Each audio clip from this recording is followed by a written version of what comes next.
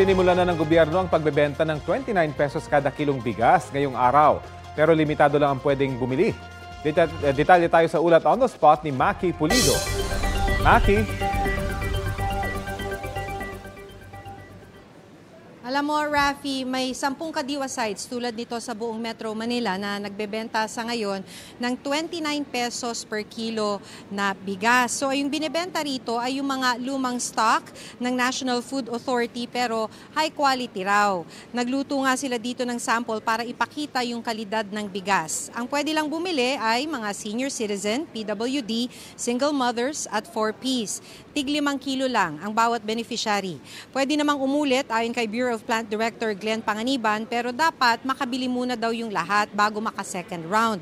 Kaya nagrehistro muna bago makabili ng bigas. So i-input daw yung mga pangalan sa computer at simula bukas sa registration malalaman na kung nakabili ka na ng bigas o hindi pa.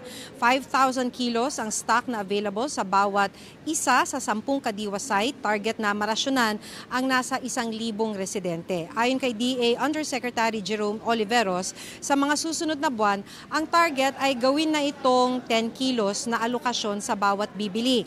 Sabi ng mga nakausap namin, of course, malaking tulong ito para sa ilang araw, lalo na napakamahal ng bigas ngayon, kaya tinitipid nila yung kanilang kain. Pero sana raw, ito yung normal na presyo ng bigas at hindi na yung kailangan pa nilang maghintay at pumunta sa mga kadiwa store para lang makabili ng murang bigas.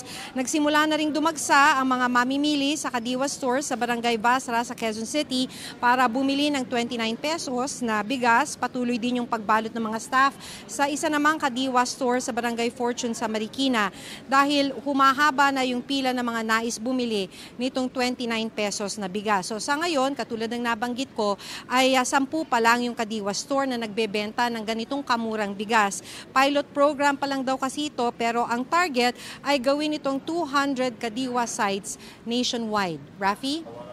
Maraming salamat, Maki Pulido. Kapuso, alamin ang maiinit na balita. Bisitahin at mag-subscribe sa GMA Integrated News sa YouTube.